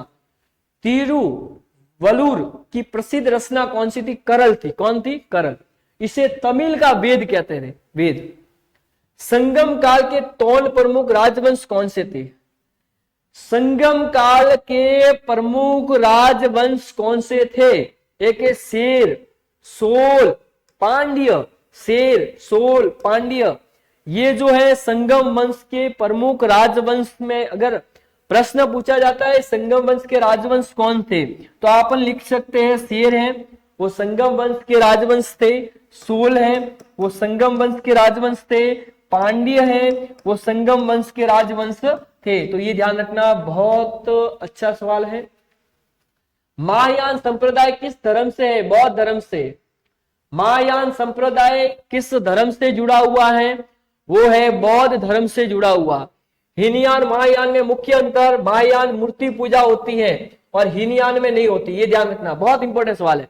महायान के लोग संप्रदाय मूर्ति की पूजा करते हैं और हीनयान के लोग मूर्ति की पूजा नहीं करते हैं, बहुत अंतर साबित हो रहा है, ये ध्यान रखना। इनके नियम बड़े कठोर होते हैं, इनके नियम बड़े सरल हुआ करते हैं। बोधिसत्व की अवधारणा किसमें? महायान बौद्ध धर्म में बोधिसत्व की अवधारणा दी गई है। कि महायान संप्रदाय के लोगों का कहना है कि महात्मा बुद्ध से पहले भी बौद्ध धर्म के बहुत सारे अनुयायी हुए, प्रवर्तक हुए, उनको बोधिसत्व कहा गया। ये महायान संप्रदाय के लोग कहते हैं। भाई कौन से संप्रदाय के लोग कहते हैं? महायान संप्रदाय के लोग ये बात, सारी बातें कहते हैं। भारत का आइंस्टीन किसे कहा जाता है? नागा अर्जुन को। ये देखो नागा अर्जुन का फोटो दिखाई दे रहा है। भारत का आइंस्टीन किसे कहा जाता है? बहुत इंपॉर्टेंट सवाल है। वो है नागा अर्जुन को भारत का आइंस्टीन कहा जाता है। सातवाहनों ने किस धातु के सिक्के चलाए थे? सीसा और प्रोटीन के। ये बहुत इंपॉर्टेंट सवाल है। जो सातवाहन वंश के जो राजा थे सॉरी, सातवाहन वंश के प्रमुख राजा थे, उन्होंने कौन से सिक्के चलाए थे? उन्होंने सीसा व प्रोटीन के सिक्के चलाए थे। हाथी गुफा अभिलेख किस राजा का है? तो हाथी गुफा अभिलेख है कलिंग नरेश खारवेल का है। ये जो सवाल है आरपीएससी द्वारा आयोजित परीक्षा में कई बार सवाल पूछा गया है कि हाथी गुफा अभिलेख किस राजा का है, तो वो कलिंग नरेश खारवाल का है। कलिंग नरेश खारवाल का हाथी गुफा अभिलेख आपको पता है, मैंने कई बार आपको बता दिया है कि कठोर पत्रों के ऊपर कुछ लिखा जाता था, उसको हम अभिलेख कहा जाते थे। क्या कहते थे? अभिलेख। जो कठोर पत्थर हुआ करते थे, भाटा हुआ करते थे, इसके ऊपर कोई लिखा जाता था, उसको अभिलेख कहते थे। हाथी गुफा अभिलेख किस राजा का है? तो वो कलिंग नरेश खारवाल साहब का है। किसका है? मथुरा कला में किस पत्थर का उपयोग? लाल बलुआ पत्थर, जो मैंने आपको बता दिया है। मथुरा कला में जितने भी मूर्तियां बनी उसमें लाल बलुआ पत्थर का उपयोग किया गया था। अमरावती स्तूप किस राज्य में है? आंध्र प्रदेश में। ये ध्यान रखना, अमरावती का स्तूप किस राज्य में है? वो है आंध्र प्रदेश के अंदर है अमरावती का स्तूप। ये ध्यान रखना, अमरावती का स्तूप कहां पर है? वो आंध्र प्रदेश के अंदर अमरावती का स्तूप है। ये ध्यान रखना। अब कुछ नए प्रश्न अपन बाहर निकालते हैं। नए प्रश्न से अपन चर्चा करेंगे कि कौन कौन से नए प्रश्न अपन के बन सकते हैं। तमिल बाइबिल के नाम से कौन सा ग्रंथ जाना जाता है? बहुत इंपॉर्टेंट सवाल है। तमिल बाइबिल, तमिल बाइबिल के नाम से कौन सा ग्रंथ जाना जाता है? तमिल का बाइबिल कौन से ग्रंथ को कहते हैं? यह प्रश्न बहुत इंपॉर्टेंट है। तमिल का बाइबिल कौन से ग्रंथ को? तिरुकरल नामक ग्रंथ को, तिरुकरल नामक ग्रंथ को तमिल का बाइबिल कहा जाता है। बहुत इंपॉर्टेंट सवाल है कि तमिल का बाइबिल किसे कहा जाता है? तिरुकरल नामक जो ग्रंथ है उसको तमिल का बाइबिल कहा जाता है। ये ध्यान रखना है। गुप्तकालीन 2 मंदिरों के नाम बताओ। प्रश्न आता है परीक्षा के अंदर के गुप्तकालीन 2 मंदिरों के नाम बताओ। 2 के हम 4 मंदिरों के नाम बता देते हैं, ये ध्यान रखना। तो गुप्तकालीन मंदिरों में अगर किसी की बात है, तिगवा का विष्णु मंदिर। गुप्तकालीन 3 मंदिरों के नाम बताओ, ये प्रश्न आता है ऐसे। ये बहुत इंपॉर्टेंट सवाल है, पक्का आएगा। गुप्तकालीन 3 मंदिरों के नाम बताओ, नाम बताओ। यह प्रश्न परीक्षा में आता है तो अपन क्या लिखेंगे? गुप्तकालीन 3 मंदिर। तिगवा का विष्णु मंदिर, नोट करने योग्य बात है। तिगवा का विष्णु मंदिर, ये जबलपुर उत्तर प्रदेश में है। तिगवा का विष्णु मंदिर जबलपुर यूपी उत्तर प्रदेश के अंदर है। देवलगढ़ का दशावतार मंदिर, देवलगढ़ का दशावतार मंदिर, देवलगढ़ का दशावतार, देवलगढ़ का दशावतार मंदिर ये झांसी उत्तर प्रदेश में है। ये बहुत इंपॉर्टेंट है, ध्यान रखना, हल्के में मत लेना। झांसी उत्तर प्रदेश के अंदर ये बना हुआ है देवलगढ़ का दशावतार मंदिर। भूमरा का शिव मंदिर गुप्तकालीन मंदिर में आता है। ये भी भूमरा का शिव मंदिर, भूमरा का शिव मंदिर ये भी गुप्तकालीन मंदिर में नागौद मध्य प्रदेश में है। ये नागौद मध्य प्रदेश में है, एमपी में है, ये ध्यान रखना। नागौद मध्य प्रदेश एमपी में है, ये ध्यान रखना है आपको।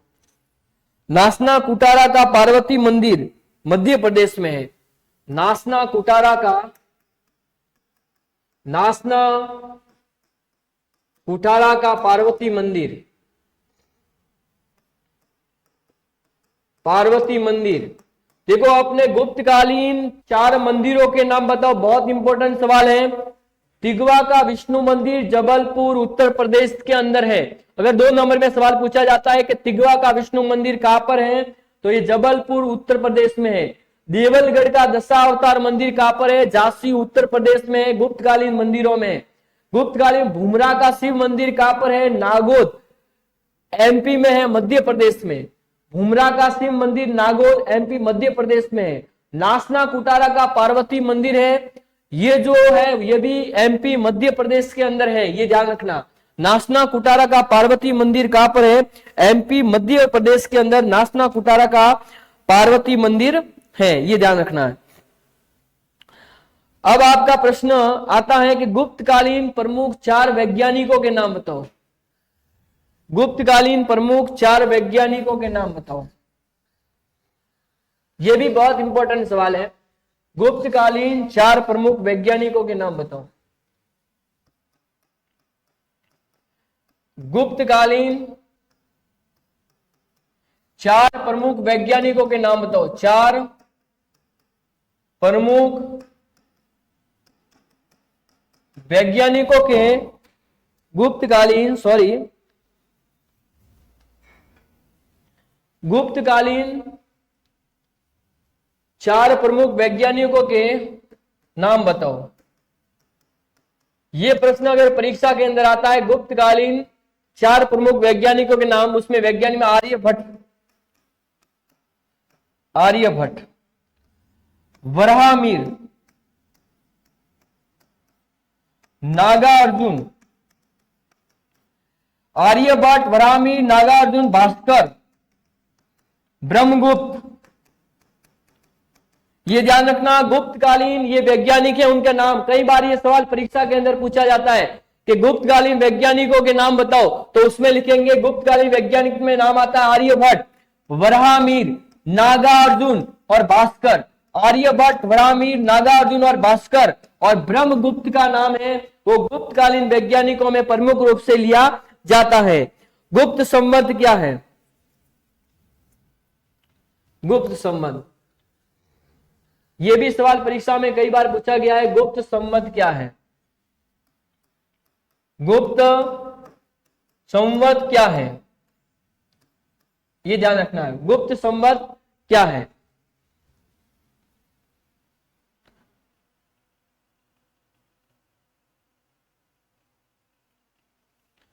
गुप्त संवत की अपन बात कर रहे हैं कि ये क्या है गुप्त संवत।